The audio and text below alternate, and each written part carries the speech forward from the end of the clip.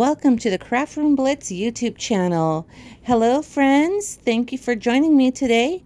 Here's my teacher planner this year and I'm going to show you how I set it up. So this planner is actually Franken-planned a little bit. The original Big Happy Planner had this cover.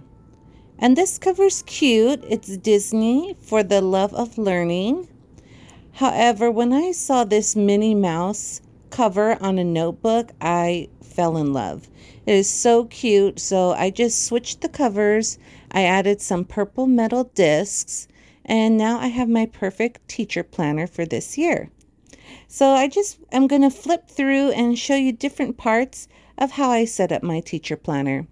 For the first page, I don't put too much information, just maybe my name I'll write in later. I do utilize this first page that has all the months here for the school year. I hole punch my school calendar and then I could fill in any important dates and mark it with a highlighter. I think these next pages are great for pacing guides. One color I'll put in what I want my pacing to be, and another color is what it actually is. So I'll fill that out throughout the year, and it really helps me for future planning, especially if you're going to teach the same subjects next year as well. One of these I usually do for one subject. So if you teach multiple subjects, you might want to pick up a few more somehow. I thought this was the perfect spot to put my teaching goals for the year. I'll set a couple of goals for myself, and I usually do about 3 or 4 goals per year. And I like having them here in the front. That way I could go back and look at them throughout the school year. The monthly is so cute. This has just enough Disney for me without being too over the top. But of course I'll add stickers and make it fun throughout the year. And I'll definitely be writing in and adding important dates and stuff. So I'm going to go ahead and show you how I set up my planner. The first thing I'm going to do is take a highlighter and highlight some of the lines. Now I have 6 periods of the day, but a few of them I have the same subject. So I am blocking off these kind of by period, you could say, and by subject. The next thing I'm going to do is create some labels that are going to go on the top to label my subject. Now, let me show you how I make my labels. I'm using Avery, and I actually picked these up from Walmart. These are return address labels, and there's a number here on the side that you're going to need to know. So what I'm doing is I'm creating a Microsoft Word document. I'm going to go ahead and look for mailings. There's mailings. If you click mailings, you should see labels as an option. So click labels. Once we click labels, a pop-up box will appear. There it is. And we want to make sure that we're on the tab that says labels. And we're going to hit options. Now here you can choose what brand labels you bought. And it's going to give us a template. So I bought Avery, which is here. Avery US letter is what they call it.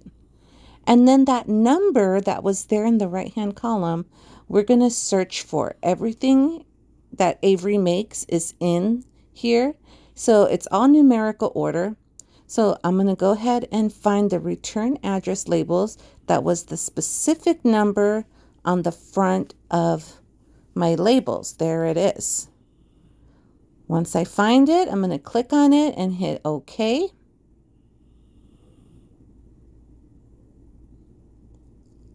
And now I'm going to create a new document.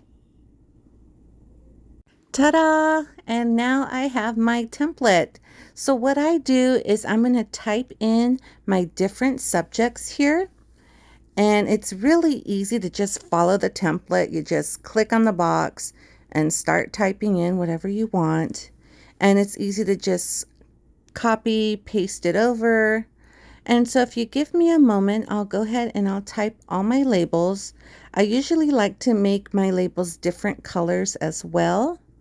And what I'll do is I'll just copy paste them. Then I print them here from my home printer. and I'll show you in just a moment. Okay, here they are. I typed out all my subjects. I made it nice and big, and you could see I added different colors because I like to change it up each week, and I love color in my planner. So now I'm going to print these and take it over to my actual weekly spread. Okay, here they are, all printed out. They look so pretty, and I printed out about 3 sheets of these is enough for the whole school year. And it just makes it so much easier to just add some labels at the top rather than writing out your subjects every single week. So I'll go ahead and show you how I do this. My first one, I'm going to label prep. Now I have a prep period, but you could also make a to-do list or, important reminders label. For Avid and Math, I have 2 periods, so you could see that I'm just putting Avid and Math right in the center. That covers both of those boxes. And then my last one, PE. I like keeping my spread simple and easy to set up, and this is so helpful when I'm doing my lesson planning every week. Now these dividers in this planner are super cute, so let's take a fun speed up look at all the different artwork here on the dividers.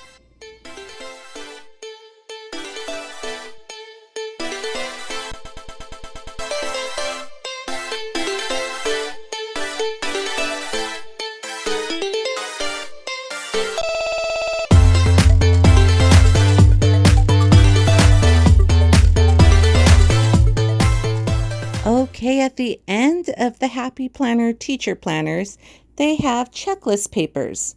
So I want to show you a few ways I use my checklists. The first thing I'm going to do is type out a roster because I don't want to be stuck writing names in every week or every page. So what I'm going to do is I'm going to insert table.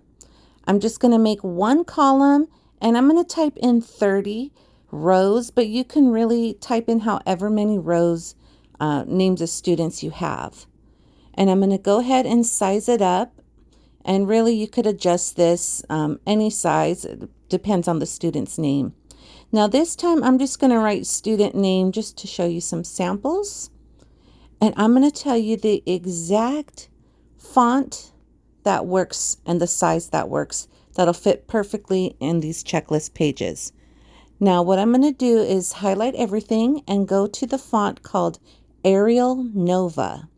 In Microsoft Word, Arial Nova is right there. I don't know if other programs have that, but Microsoft Word has it. And this is going to be 14.5. So you have to highlight the size and just manually type in 14.5 and then hit enter. So I'm going to do that and just type it in 14.5, hit enter, and it is the right size for your checklist pages. So once you print out the student names, I'll go ahead and I'll show you how it's going to fit. So I went ahead and printed out this sample list. Again, it's Arial Nova 14.5. And if I line this up right next to the checklist pages, there we go, the rows are going to line up almost perfectly. This is basically as perfect as I can get it, which I'm happy with. I'm able to follow along and look at the student's name and mark these off. Okay, one thing that's going to just help my eye as I trim this up and glue it down on the page, it's helpful if it's the same color. So I'm going to go ahead and show you how that looks like with my blue highlighter. I'm going to highlight every other name just so that it matches the blue row, and then the white would match the white row. And for me, that just helps my eye when I'm marking things down for the students. Now, one thing I found, it's really hard to track all the way across to the page number 2. So what I'll do is I'll just print out another list, glue it in, and that helps me just continue on the next page. So one thing I track here for the students is PE participation and behavior points. Another thing that I'll be using the checklist for is a parent contact log. To me, it's really important for record keeping to keep track of who I'm contacting and how many times. Another way I'm going to use the checklist pages is to track priority standards. So we want to hit certain standards multiple times in the year. And for our data teams, we have to keep track of how many times we're hitting the standards. So I'll be using the pages for that. And if you have any other helpful tips how to use the checklist pages, please leave them in the comments below. I hope this video helped you in some ways, maybe gave you some tips how to make your labels and use that number, or helped you in some other way. So I'd appreciate if you give this video a like. Make sure to subscribe if you don't want to miss out on any more videos, and I'll see you in the next one. Bye, friends.